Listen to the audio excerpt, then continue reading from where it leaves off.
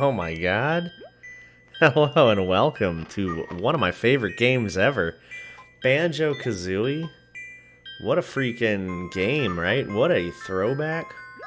This is like one of the all-time great games, in my opinion. Adventure collector games. Especially from that era. Like, the games around this time were wild, because just the territory they had to, like, just now explore and expand to. Every year, it was so crazy. Every year, and I was looking at this from, the old school Mario playthrough I've been doing.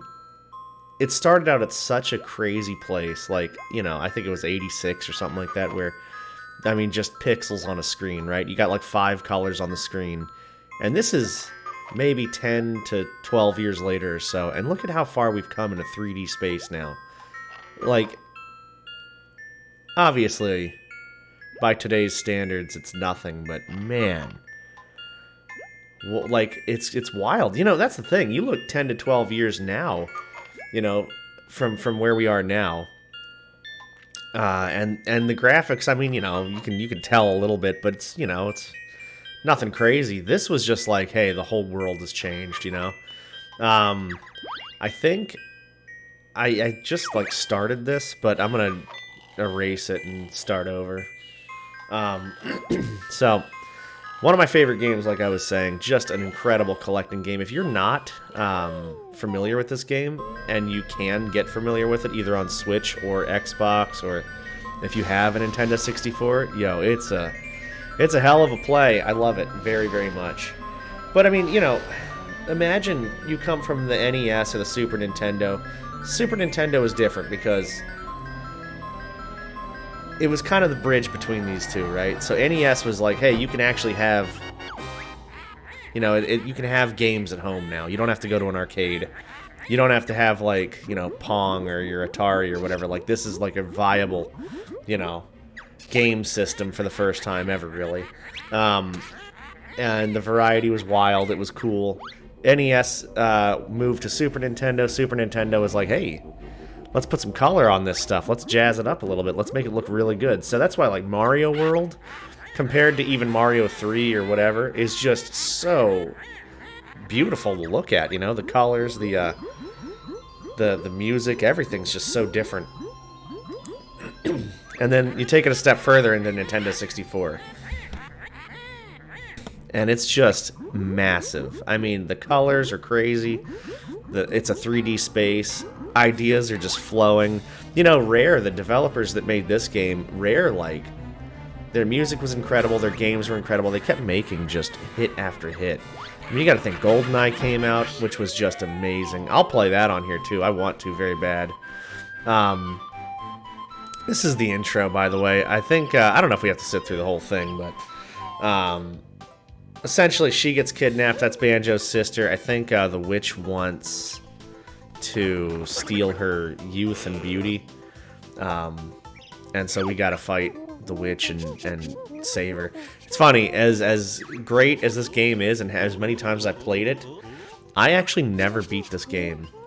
So, it's not that I couldn't beat it, but there was just that part of me that was like, hey, I want this to last forever, It's kind of like shows and some things, like, you just don't want series to end or games to end or anything like that. And this is kind of how I felt, like, just, I didn't want this game to ever end. It was such a good feeling. I've alluded to this before, about how, like, when I was a child, if there was a second part of a game, like, let's say Duke Nukem 64, one of my favorite games to play on the 64, Zero Hour came out after that, right? It was a little more advanced. It was a better, like, looking game. It was a better feeling game. But it was different. And any game that was, like, different in a series at the time, I'm going to decline training. I think I can just figure out the moves on my own here. But if anything was different at the time, it just wasn't what I wanted. So I expected, like, hey, Duke Nukem 64 was awesome. Zero Hour is going to be the same thing, right? No, it's not. It's a completely different game, different feel, all that. And I think that was one of the big things with this era of game, too. Not any fault in the developers, of course, but a huge difference, I would say, between, like, this and where we are now is if you bring out a new Call of Duty game or something, right? It's not going to play any different. It's going to play pretty much the same. But, you know, it's the second part of the game. So that's more appealing towards my kid brain, like, hey, this is just more of this game.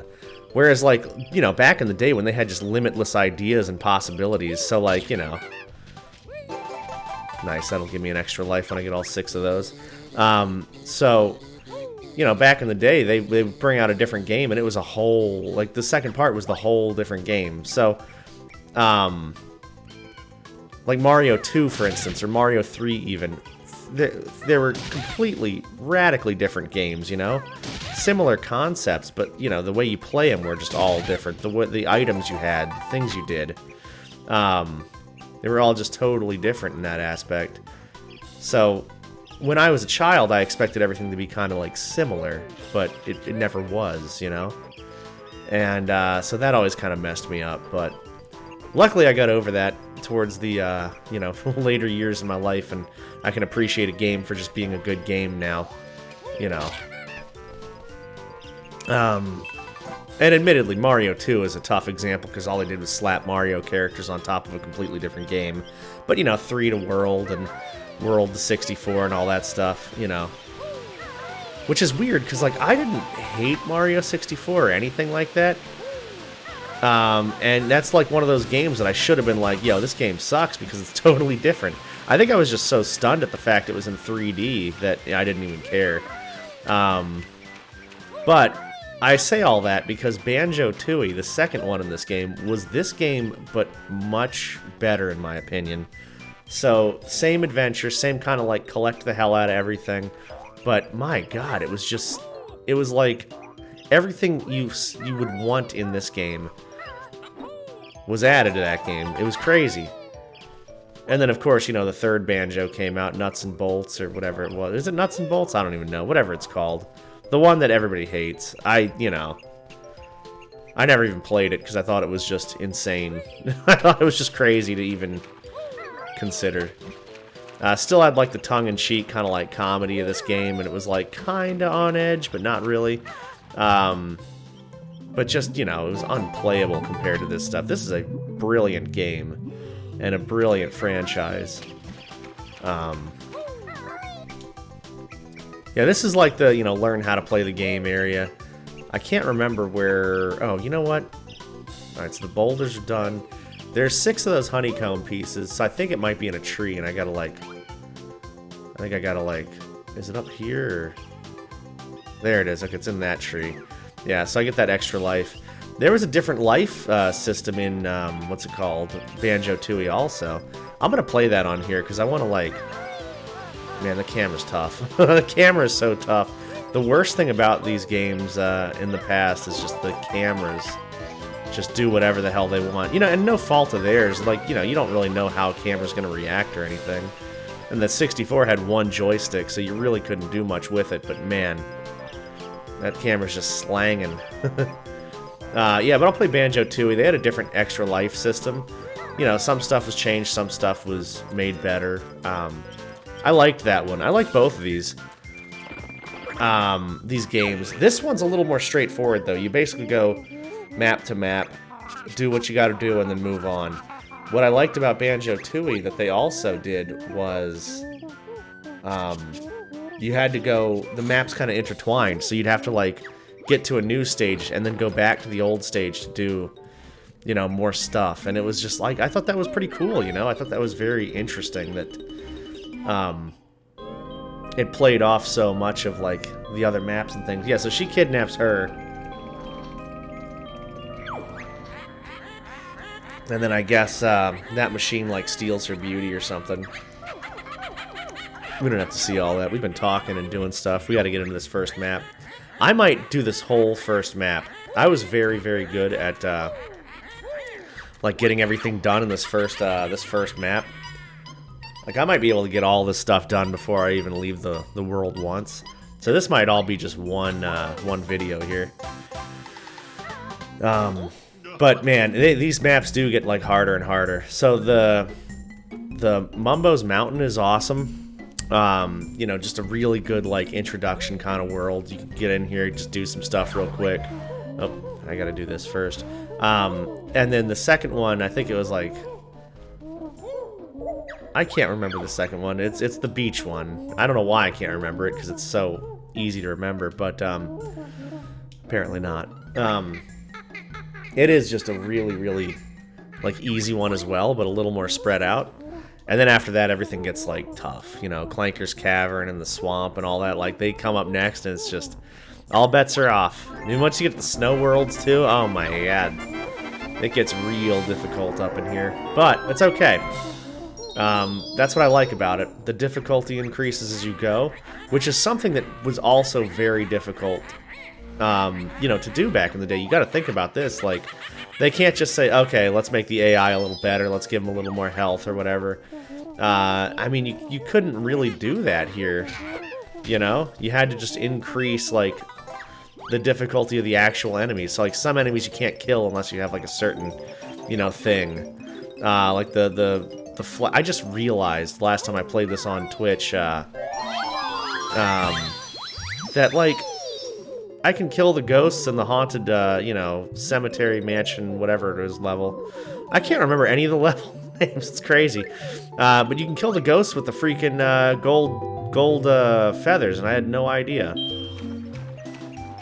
You get gold feathers. There's moves that you get throughout the games to kind of balance it, too. So as the worlds get more difficult, also the moveset gets a little more advanced. You know, again, a thing that they refined even more in Banjo-Tooie. So that's what I love about these guys. Like, they, at the time, they just made games and then looked at ways to make games better. You know, it was great. Alright, this guy, he can throw his oranges on top of, yeah, these.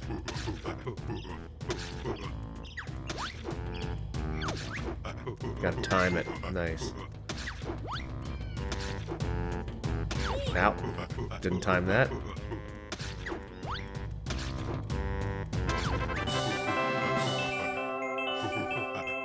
Beautiful. I was like, wait, didn't I get one already? What are they telling me about this? But they're telling me for in-world ones. So this game's interesting, because there are some that are just kind of around the lair, like the overworld, and then there's 10 that are in each of these. Come on. Let's go. And I'll show you some other things, too. So, in addition to collecting the puzzle pieces and the notes and everything like that, they each serve a purpose. So puzzle pieces open worlds, notes open, like, actual, like, other parts of the lair. So it's not like you're just mindlessly collecting stuff either. Like, they actually have a purpose. Because some of these games, I swear, like, you just collect things to collect things. I never played Donkey Kong Country or any of those games. I think they're, you know, the concepts are great. I love collecting games. But I feel like there was a lot more collecting and a lot less, I don't know, actual point to it compared to this, is what I gather. I don't know. I'll probably play it at some point and then reassess, but this one, at least, like, everything had a point. You know, you collect the Jinjos to save them, and, you know, you get a puzzle piece. There's 5 in each level here with those Jinjos, but in, like, Banjo-Tooie, they just were different houses, and you had to just find them throughout the game. And then they also made collecting things like enemies, so they had, like, evil Jinjos that wouldn't want to be collected and that would try to, like, attack you. And then those, like, beehive things. They would make evil beehives that you would have to fight. Like, you know, the way they changed things up, oh, it's brilliant. It's so brilliant. I love it. And the music is, oh my god, the sounds, the music, they're iconic. They're iconic, dude. It's crazy. So if we go over here, we're supposed to get, we're supposed to, like, hit this dude with eggs or something. But this switch here opens up the, oh, you know what? I don't think I have the move yet to pound this. We'll just try everything. Yeah, okay, so. Alright, that's fine. I'll have to just come back to that. Yeah, because there's a couple of moves you learn in each thing also.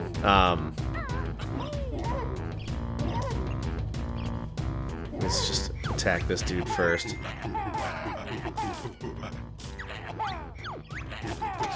Okay.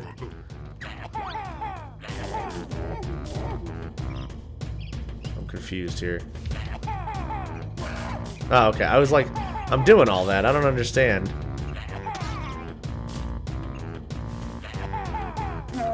Okay, there we go. Yeah, I guess you just have to wait until a certain point or something, but either way. Yeah, so there's a couple of move sets. Those skulls that I picked up, I just realized I picked up that Mumbo skull. You know, you guys, if you know this game, you know Mumbo. He can transform you and help you, you know, do stuff in the game along the way. Jesus Christ, this camera's killing me, dude. Okay, yeah, so I think there's two more moves. I think it's that ground pound thing. Sorry, we're not playing Mario. The beak smash. And I think I gotta learn... Yeah, the stair stepper thing that he was showing us. Hello? Guy? There you are. There's a Jinjo up there, the first one of the game. Talon Trot. Okay, cool. Dude, imagine, like, having to come up with names for all the moves, too. Just... the amount of effort these guys had to put into their games, always. You know, it doesn't seem like anything, you just make stuff up, but, like, it's all got to tie together pretty well, too, you know? I also thought those puzzle pieces there were pretty beautiful. Look at them just shine. I usually try to keep the videos to about 15 minutes if they're like, you know, a game playthrough, or, you know, my GeoGuessr videos are like 20 to 40 minutes long. This one might be a little longer, and then we'll just do 15 minutes on the rest of them, 15 to 20 minutes or so. You know, because it's got the introduction, and I'm just, you know, over here blabbing and stuff. Plus, we were doing the overworld. But yeah, I'm kind of crushing this one. Kind of. I don't want to, you know, I use the term crushing lightly because there's not a ton of crushing. But I have to, so here's the thing. When I go through these games, I try to think of like a pattern for any of the, you know, I know there's like notes on both hills, right? So I try to think of a pattern and how I can best get this stuff without it being like, ooh, this guy. Without it like, you know, being a complete waste of time. Oh, okay. I try to do it the most efficient way is what I'm trying to say. I wish... Wait, what the hell's going on here? I know I can do that. Dude, I'm confused here. Because I most definitely just got that in his mouth. Don't quote me on that. God, good thing there's... Well, I guess you kind of can clip these, can't you? I was gonna say, I guess it's good you can't clip this like you can on Twitch, but... I mean, this is a video. You can just literally clip anything you want, I guess. Come on. Yeah, give me my move. Come on, buddy, give me my move. See, look how big these letters are. Man, this is a perfect game for me, because, like, I can't read. I can't see smaller fonts, and these letters are nice and huge and spaced. Oh my god, it's great. Who needs glasses, right? Just make the font half the size of your monitor. Alright, okay. Good stuff. I know there's a way to, like, speed up the talking, and I have no idea how to do it. Alright, so... I want to get the termite thing last. That's what Mumbo does. He turns you into a termite. So, what I need to do... Jinjo, excellent. Most excellent. Oh, it's an extra life. Okay, I was like, what the hell? Something's in there, right? Another puzzle piece. See, these are like just find the puzzle pieces. Later on in the game, you gotta like win races and fucking, you know, fly through hoops and save things. It's just, I don't know. There's just a lot of a lot of stuff you gotta do. But There we go. Okay. And I'll go back in there later. Alright, let's see what these fools want down here. There's Jinjo that needs saving. And a puzzle piece just hanging out. That's what I'm saying. I mean, like... it's just... This is such a great, like, introduction map, you know? It's got a little bit of everything. It's got a get-to-know-you boss. It's got a... You know... You have to do this with this, and have to do that with that, and that way you can, you know, handle the rest of the worlds. But this is what I was saying earlier about it being so linear. Like, you know, you don't have to come back here for anything ever. If you know this map, you just do it all and move on. If you know any of it, you don't need any moves to help you finish anything. You just, you know, you just go to where the next place is and move on. The cool thing about this game is, though, if, for instance, you hated something like Clanker's Cavern. I never liked Clanker's Cavern. I never knew how to, like, really do it. But let's say you, you know, you hated Clanker's Cavern. You wouldn't have to worry about doing Clanker's Cavern, because you could just get enough notes and puzzle pieces and stuff from the other levels to move on. You may have to go on there for, like, one or two things, but for the most part, you're good, you know? Especially with these, like, overworld, you know, these overworld puzzle pieces, it just gives you, like, that little extra. Because there's at least 2 before you get to Clankers, so you could really have, like, you know... No, there's 3. Okay, so there's going to be 3 before you get to Clankers, so you could have 23 puzzle pieces, you know, to use if you do everything, and that's way more than you need to just completely bypass. I think if you get all 100 notes in each level, you should be good as well. And we're almost done with this one, so, you know. I think it's funny, Monday, the Monday video is Nostalgia Cast, and it's like a Mario Monday Nostalgia Cast, though, because this is also Nostalgia Cast.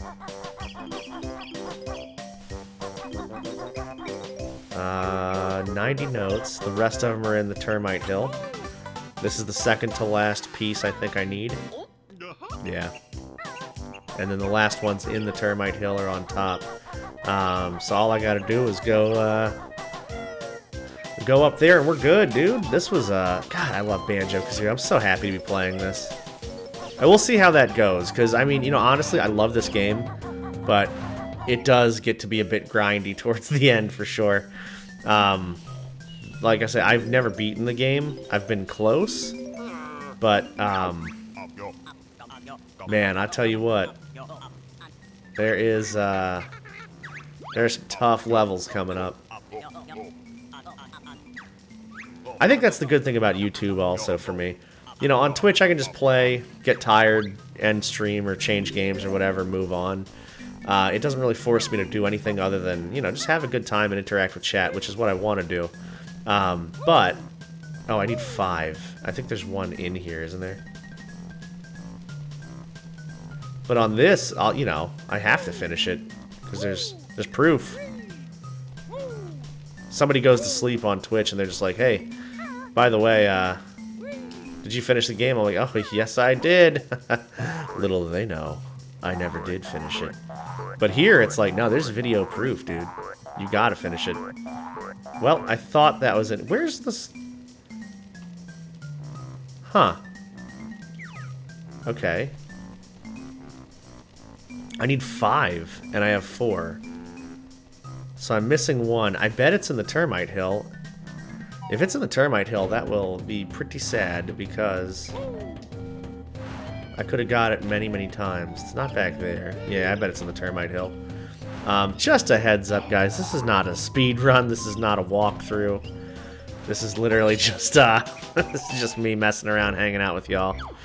There it is. Yeah, okay, that's what I thought. I always forget this exists in here. Oh, I gotta use the freaking...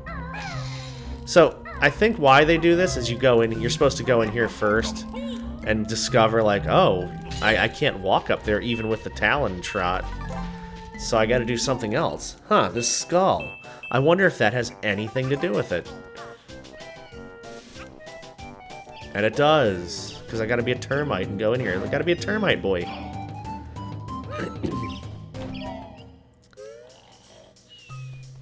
Yeah, so as little as I've, like, accomplished in the end game of this. Like, you know, I haven't beaten this game, and you know, some of the other levels are a mystery to me. Dude, Banjo-Tooie, I could probably do a 68 episode playthrough of that with as little as I know about that. I mean, that game I've never even come close to beating, and I tried too. Like, it's just such a huge game. I'm sure there are people that can do it, and, you know, they can speed run it, or people that can collect things and have a certain pattern to it, but man, I know so little about that game compared to, like, this one. Like, this one, I know half of this game like the back of my hand, and the other half, maybe like, you know, my hand under the microscope. I know what might be there, but I don't know everything, you know. I'm making up sayings, by the way. Just inventing stuff on here. Yo, get the hell out of here, friend. He's just gatekeeping that. Yeah, there you go. Alright, cool. We got all 100 notes. It actually doesn't do anything in this game. Like, if you collect all the coins in a Mario 64 playthrough on each level, if you collect 100 of those, you get, what's it called? You know, you get a star. Here you don't really get anything. It just helps you unlock stuff. So, like, you know, it's not a 2-for-1. You know? It's... because the stars unlock the doors in Mario, and collecting the coins unlocks the stars. So it's like, okay, you can do that or whatever. This just unlocks the doors. It's not, like, helping you in any other way. So you could get, like, 99, and as unsatisfying as that is, it wouldn't matter, you know? Because you could still probably get enough notes in somewhere else, which I thought was kind of interesting, but... Alright, let's get the hell out of here. We just need to climb up here. You can't get up here unless you have the termite, I believe. I don't think you can do anything else. But yeah, so that's Mumbo right there. We did everything, I believe. Let's see. I just want to make sure. I know we got the notes, we got the puzzle pieces. Yeah. Perfect. Okay, cool. So that is, yeah, Mumbo's Mountain right there. And, thank you all for jumping in on this one with me. I will see you in the next one. We'll take on the rest of this game. We'll see what's going on. You know, any nostalgia games or anything you want to see, let me know on Twitch. Let me know in these YouTube comments or whatevs. And you know, we'll keep cranking through this one. 15 minutes for that one. I've actually had better times, but you know what? We were having fun, and that's all that matters, right? All right, cool. I'll see you guys. Thank you so much for being here.